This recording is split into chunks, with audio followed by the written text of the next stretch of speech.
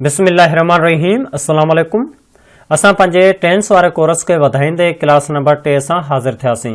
इंशाअल्लाह अॼु वारी हिन क्लास में पाण प्रेज़ेंट इंडेफिनाइट टेंस जे मुतलिक़ सिखंदासूं, जंहिंखे प्रेज़ेंट सिंपल टेंस बि सॾियो वञे थो।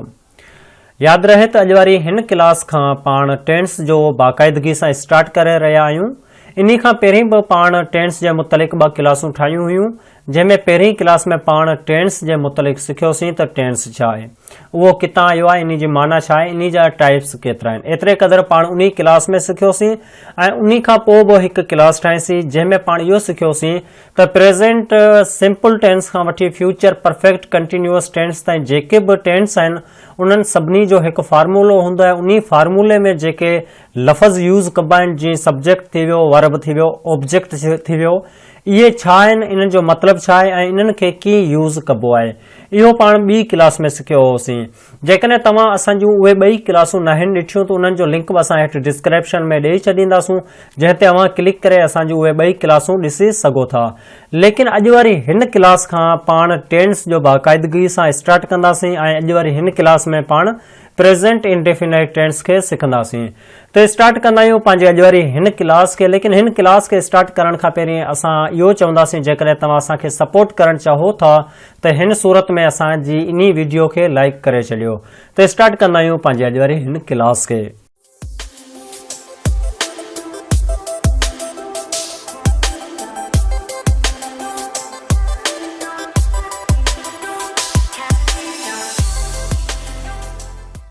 सभ खां पहिरीं त असां इहो सिखंदासूं त प्रेज़ेंट इंडेफिनाइट टेंस छा आहे, इन जी सिंधी में सुञाणप कहिड़ी आहे, ऐं जेकॾहिं असां वटि प्रेज़ेंट इंडेफिनाइट टेंस जो जुमिलो अची वञे त असांखे कीअं ख़बर पवंदी त ही प्रेज़ेंट इंडेफिनाइट टेंस जो ही जुमिलो आहे। सभ खां पहिरीं असां सम्झंदा आहियूं त इन प्रेज़ेंट इंडेफिनाइट टेंस जी सिंधी में कहिड़ी सुञाणप आहे। इन लाइ आहे सिंधी में सुञाणप कंहिं बि जुमिले जे आख़िर में थो, था, थी, थियनि, थियूं, थियो वग़ैरह अचे।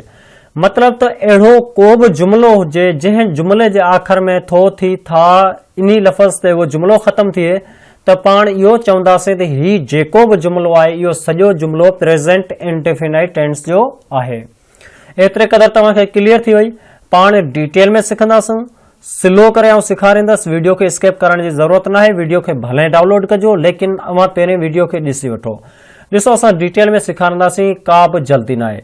छा चयो असां त प्रेज़ेंट इंडेफिनाइट टेंस हिकु अहिड़े जुमिले खे चवंदा आहिनि जंहिं जुमिले जे आख़िर में थो अचे, था अचे, थी अचे, थियनि, थियूं, थियो वग़ैरह। अहिड़ो को जुमिलो हुजे जिन्हनि जे आख़िर में इहे लफ़्ज़ इस्तेमालु कया वञनि त उन्हनि जुमिलनि खे पाण सॾींदा आहियूं इहे प्रेज़ेंट इंडेफिनाइट टेंस जा जुमिला आहिनि। ॾिसो, हीअ सिंधी जी सुञाणप आहे। ऐं अंग्रेज़ी जी ॻाल्हि कोन पियो करां, सिंधी में पियो सम्झायां त प्रेज़ेंट इंडेफिनाइट टेंस जी कहिड़ी सुञाणप आहे। मिसालनि में सम्झंदा आहियूं। हीअ असांजे साम्हूं कुझु मिसाल आहिनि। आउं स्कूल वञा थो।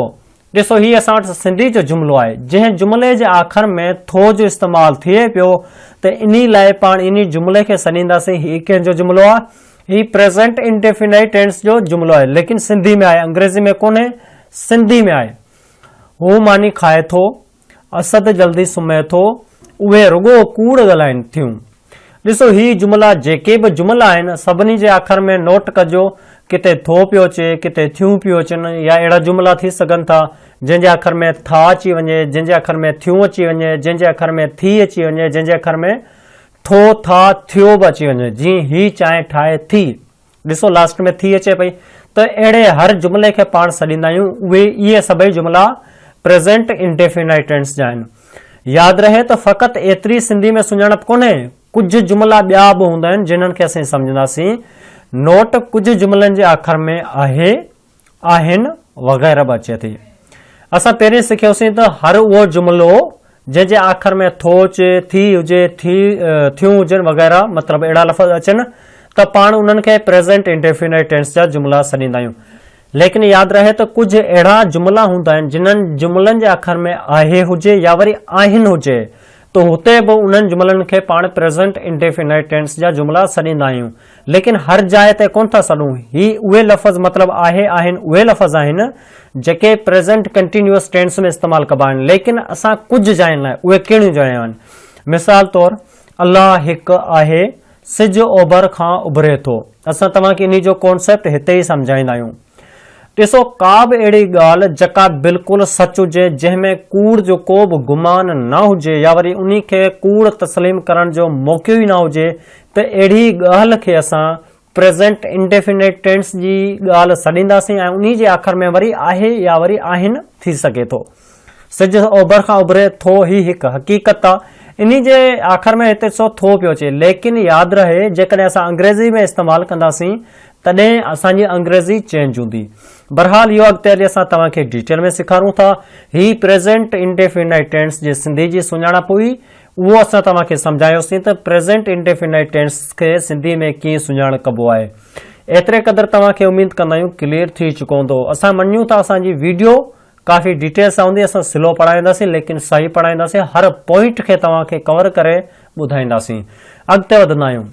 अॻिते वधण खां पहिरियों आऊं तव्हांखे इहो ॿुधायूं त अॼु वारी हिन क्लास में पाण अफर्मेटिव, नेगेटिव ऐं इंट्रागेटिव जे बारे में सिखंदासीं। पहिरीं असां तव्हांखे अफर्मेटिव जे मुतलिक़ सेखारींदासीं, उन जी फॉर्मेशन खे ॾिसंदासीं, उन जा सेंटेंस कंदासीं। तंहिंखां पोइ पाण नेगेटिव ऐं आख़िर में पाण इंट्रागेटिव जे बारे में बि सिखंदासीं। त जीअं असां 8 नंबर 1 ते आहे अफर्मेटिव, त अफर्मेटिव खे स्टार्ट कंदा आहियूं। अफर्मेटिव जी जेका सिंधी में माना आहे मतिलबु हाकारी जुमिला। उहे जुमिला जेके हाकारी हुजनि उन्हनि खे पाण सॾींदा आहियूं अफर्मेटिव सेंटेंस। इन्हनि सेंटेंस खे सम्झंदा आहियूं, लेकिन इन खां पहिरीं असां तव्हांखे प्रेज़ेंट इंडेफिनाइट टेंस जी फॉर्मेशन सम्झाईंदा आहियूं।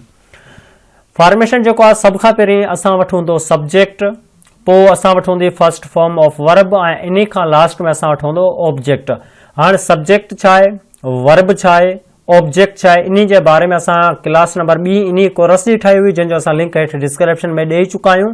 उन क्लास खे ॾिसे अवां डिटेल में सिखी सघो था त सब्जेक्ट छा आहे, वर्ब छा आहे, ऑब्जेक्ट छा आहे ऐं उन्हनि जो इस्तेमालु कीअं कबो आहे।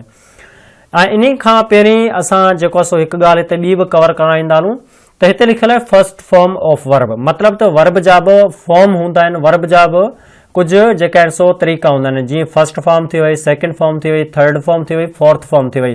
जेकॾहिं तव्हांखे इहो नथी ख़बर पवे त फर्स्ट फॉर्म कहिड़ी हूंदी आहे, सेकंड फॉर्म कहिड़ी हूंदी आहे, थर्ड फॉर्म कहिड़ी हूंदी आहे या वरी फोर्थ फॉर्म कहिड़ी हूंदी आहे, उन जे बारे में बि असां हिकु क्लास ठाही हुई। उन जो लिंक बि असां हेठि डिस्क्रिप्शन में ॾेई छॾींदासीं, जंहिंखे अवां ॾिसी करे वर्ब जी सभई फॉर्म सिखी सघो था, जंहिंजी सिंधी में बि माना हूंदी। एतिरे क़दुरु क्लियर थी वियो त अफर्मेटिव में जेका सो प्रेज़ेंट सिंपल टेंस जी फॉर्मेशन आहे उहा आहे सभ खां पहिरीं असां वटि सब्जेक्ट हूंदो, पोइ फर्स्ट फॉर्म ऑफ वर्ब हूंदी, उन खां पोइ ऑब्जेक्ट हूंदो। चलो मिसालनि में सिखूं था ऐं अव्हांखे डिटेल में सेखारूं था अफर्मेटिव जी फॉर्मेशन खे। असां वटि हिते 2 मिसाल आहिनि, लेकिन ॿई कुझु अलॻि तरीक़े सां इस्तेमालु कया विया आहिनि। हिते तव्हांखे फोकस ॾियणो आहे, हीउ अवंजो मेन कॉन्सेप्ट आहे प्रेज़ेंट इंडेफिनाइट टेंस जो, जेको काफ़ी शागिर्दनि खे काफ़ी डिफिकल्ट लॻंदो आहे। हिते असां चयो आहे आई राइट लेटर, मतिलबु आऊं ख़त लिखां थो, लेकिन ॿियो सेंटेंस असां वटि आहे ही राइट्स लेटर, ही ख़त लिखे थो। ॾिसो माना सेम आहे, हिते फ़क़ति आऊं जो इस्तेमालु कयल आहे, हिते फ़क़ति ही जो इस्तेमालु कयल आहे। एतिरे क़दुरु आई ऐं ही में बिल्कुलु हिते ताईं एतिरे ताईं ॻाल्हि सही आहे, लेकिन जेकॾहिं वर्ब खे ॾिठो वञे त ही सां असां एस जो इज़ाफ़ो कयो आहे, आई सां असां वर्ब में एस जो इज़ाफ़ो नाहे कयो। यादि रहे जेकॾहिं सब्जेक्ट में ही हुजे, शी हुजे, इट हुजे या वरी कंहिंजो नालो हुजे, तॾहिं पाण वर्ब सां एस या वरी ई एस जो इज़ाफ़ो कंदासीं। जेकॾहिं सब्जेक्ट में आई हुजे, वी हुजे, दे हुजे, यू हुजे या प्लूरल नेम हुजे, तॾहिं पाण हिते वर्ब में को बि इज़ाफ़ो नाहियूं कंदा। एतिरे क़दुरु क्लियर थी वई त असां ही सां वर्ब में एस जो इज़ाफ़ो छा लाइ कयो आहे, छाकाणि त हिते सब्जेक्ट में ही आहे। एतिरे क़दुरु क्लियर आहे। हाणे असां फॉर्मेशन खे सिखूं था, इहो असां हिकु नोट तव्हांखे ॿुधायो, इहो क्लियर थी चुको हूंदो। हाणे असां फॉर्मेशन खे खोले सम्झायूं था। ॾिसो सब्जेक्ट सभ खां पहिरीं पाण खे ॾियणो आहे, मतिलबु त कमु करण वारो, ख़त लिखण वारो केरु आहे, आऊं। इन लाइ पाण सब्जेक्ट में सभ खां पहिरीं आए जो इस्तेमालु कयोसीं। आए असांजो सब्जेक्ट आहे। कमु कहिड़ो आहे, लिखणु। ॾिसो लिखणु माना राइट, हिते ॾिसो राइट असां जेको असां फर्स्ट फॉर्म चयो वियो आहे त असां फर्स्ट फॉर्म राइट ॾिनोसीं। तंहिंखां पोइ ॾिसो हिते लिखियलु आहे आऊं ख़त लिखां थो, छा लिखां थो, ख़त लिखां थो। ख़त असांजो जेको आहे जंहिं ते कमु थिए पियो, इन लाइ हिते आऊं लेटर लिखियोसीं। हिते असां तव्हांखे ॿी पॉइंट बि क्लियर कराईंदा हलूं। ॾिसो यादि रहे त सिंधी में जेका सो इन जी फॉर्मेशन कुझु अलॻि हूंदी आहे। सभ खां पहिरीं असां सब्जेक्ट ॾींदा आहियूं, उन खां पोइ ऑब्जेक्ट ॾींदा आहियूं ऐं लास्ट में वरी वर्ब ॾिनो वञे थो। हीअ सिंधी में सुञाणप आहे। ऐं अंग्रेज़ी में छा कबो आहे, सभ खां पहिरीं सब्जेक्ट हूंदो, पोइ वर्ब हूंदो ऐं इन खां पोइ ऑब्जेक्ट हूंदो आहे। एतिरे क़दुरु तव्हांखे क्लियर थी वियो त सिंधी में सभ खां पहिरीं सब्जेक्ट ईंदो, इन खां पोइ वर्ब ऑब्जेक्ट ऐं लास्ट में वर्ब ईंदो आहे। लेकिन अंग्रेज़ी में पहिरीं सब्जेक्ट, पोइ वर्ब ऐं लास्ट में ऑब्जेक्ट ईंदो आहे। इन खां पोइ अॻिते वधूं था। अॻिते असां वटि आहे दे प्ले क्रिकेट, उहे क्रिकेट खेॾनि था। शी मेक्स टी, ही चांहि ठाहे थी।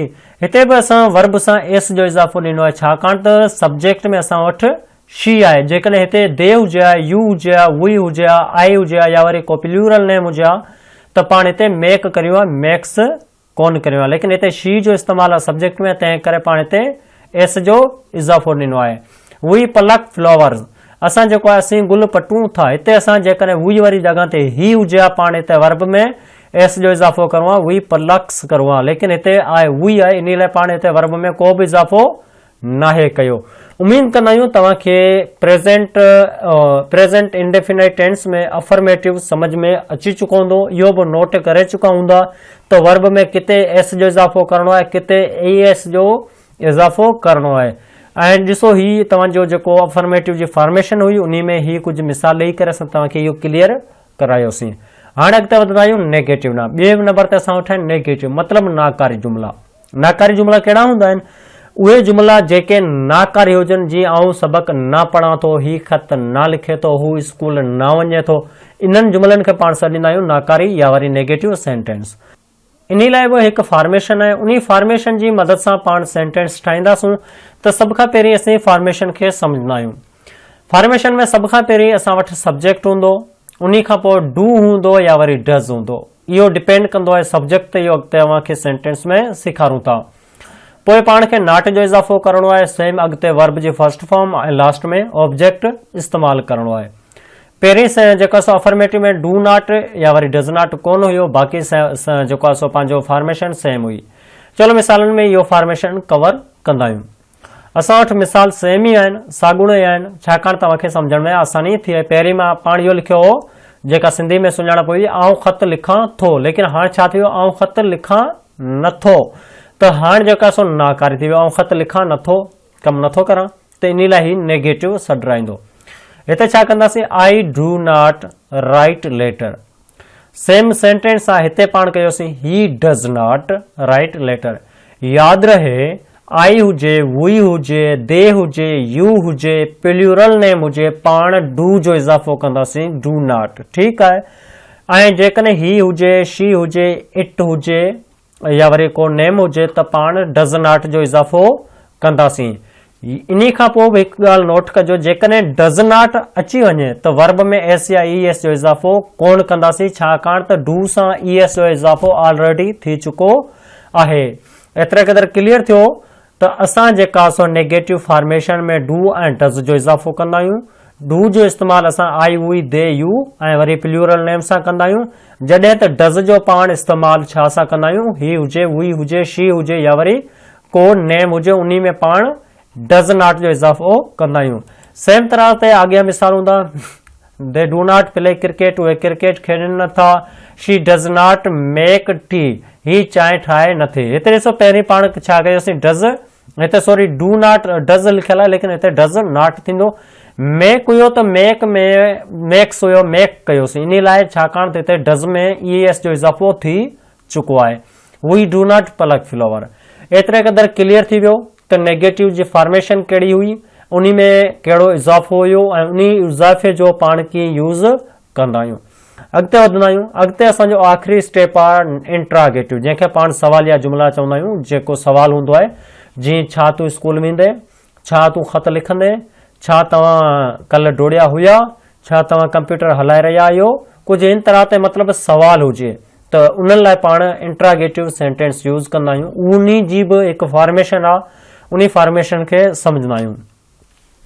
जेका फॉर्मेशन आहे उहो इहो आहे, सभ खां पहिरीं डज़ या वरी डू जो इज़ाफ़ो करणो आहे। सब्जेक्ट खां पहिरीं पाण डज़ या वरी डू जो इज़ाफ़ो कंदासीं, पोइ सब्जेक्ट जो इस्तेमालु कंदासीं, तंहिंखां पोइ वर्ब जी फर्स्ट फॉर्म, लास्ट में ऑब्जेक्ट, ऐं इन खां पोइ बि असां जेका सो क्वेश्चन मार्क इस्तेमालु कंदासूं। जेकॾहिं कंहिं बि सेंटेंस में डू या डज़ जो त पहिरीं इस्तेमालु कयल हुजे लेकिन जुमिले जे आख़िर में क्वेश्चन मार्क न हूंदी त उहो सेंटेंस ग़लति सॾराईंदो, सही कोन हूंदो। इहो असांखे यादि रखिणो आहे। जेकॾहिं असां सेंटेंस इंट्रागेटिव ठाहियूं था त उन जे लास्ट में असांखे एनी हाउ क्वेश्चन मार्क ॾियणी ई ॾियणी आहे। हिन में पाण नॉट जो इज़ाफ़ो न, फ़क़ति डू या डज़ खे सब्जेक्ट खां पहिरीं इस्तेमालु कंदासीं। इन जा बि मिसाल ॾिसूं था। असांजे साम्हूं हिते मिसाल आहिनि। डू आई राइट लेटर, छा आउं ख़त लिखां थो। हिते ॾिसो डू पाण पहिरीं ॿुधाया आहियूं त डू जेको आहे सो आई हुई दे यू सां इस्तेमालु कबो आहे। डज़ ही शी इट या वरी कंहिं नेम सां इस्तेमालु कबो आहे। सेम ई प्रोसेस आहे, साॻियो ई तरीक़ो आहे, हर शइ साॻी आहे। पाण सिर्फ़ु एतिरो कयोसीं त डू खे सब्जेक्ट खां या वरी डज़ खे सब्जेक्ट खां पहिरीं लिखियोसीं फॉर्मेशन जे हिसाब सां, पोइ सब्जेक्ट जो इस्तेमालु कयोसीं ऐं इन खां पोइ वर्ब जो इस्तेमालु थियो, तंहिंखां पोइ ऑब्जेक्ट जो इस्तेमालु थियो। ॾिसो अव्हांखे इहो सिखणो आहे तरीक़ो कहिड़ो आहे, ज़रियो कहिड़ो आहे।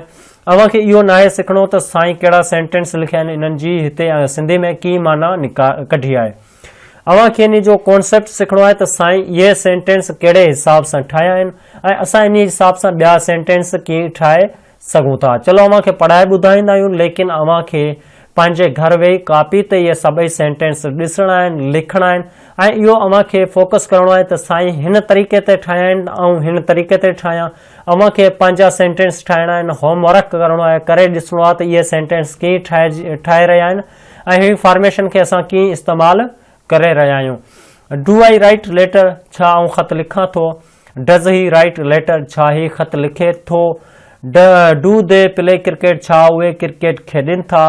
डज़ शी मेक्स टी, हिते मेक्स कोन थींदो, सॉरी हिते मेक थींदो, यादि रहे हिते मेक्स कोन थींदो, हिते मेक थींदो। असां जल्दी में मेक्स करे चुका आहियूं, छाकाणि हिते ॾिसो एस या एस जो इज़ाफ़ो पहिरीं कयल आहे त वर्ब में पाण एस जो इज़ाफ़ो कोन कंदासीं। हिते मुंहिंजी मिस्टेक आहे, अव्हांखे नाहे करणी। जिते डू या डज़ हुजे त उते वर्ब में एस या एस जो इज़ाफ़ो कोन्हे करणो। ठीकु आहे, एतिरे क़दुरु क्लियर आहे। ऐं इन खां पोइ असां वटि आहे डू हुई पलक फ्लावर, छा असीं गुल पटियूं था। दोस्तो ही हुई पंहिंजी अॼु वारी क्लास। हिन क्लास सां पाण टेंसन जो बाक़ाइदगी सां स्टार्ट कयोसीं ऐं अॼु वारी ही क्लास पंहिंजी टेंस में पहिरीं क्लास हुई, जंहिं क्लास में पाण प्रेज़ेंट इंडेफिनाइट टेंस मतिलबु प्रेज़ेंट सिंपल टेंस जे मुतलिक़ सिखियोसीं। उन में पाण जेका सो इंट्रागेटिव, नेगेटिव ऐं अफर्मेटिव खे डिटेल में सिखियोसीं। उन जी फॉर्मेशन कहिड़ी आहे, फॉर्मेशन खे कीअं इस्तेमालु कबो आहे, अफर्मेटिव जी फॉर्मेशन खे छॾे करे नेगेटिव या वरी इंट्रागेटिव फॉर्मेशन में कहिड़ो इज़ाफ़ो कबो आहे, उहो फॉर्मेशन में कीअं इज़ाफ़ो थियल आहे, तंहिंखां पोइ उन्हनि जो सेंटेंस में कीअं यूज़ कबो आहे। इहो सभु कुझु पाण अॼु वारी हिन क्लास में डिटेल में सिखियोसीं। उमेद कंदा आहियूं अव्हांखे हीअ क्लास पसंदि आई हूंदी। जेकॾहिं इहा क्लास तव्हांखे सम्झ आई हुजे त असांजी इन वीडियो खे लाइक करे छॾियो। इंशाअल्लाह हाणे असां अव्हांजी ख़िदमत में हिकु ॿी क्लास सां मुलाक़ात कंदासीं। तेसिताईं असांखे ॾियो इजाज़त। अल्लाह निगहबान।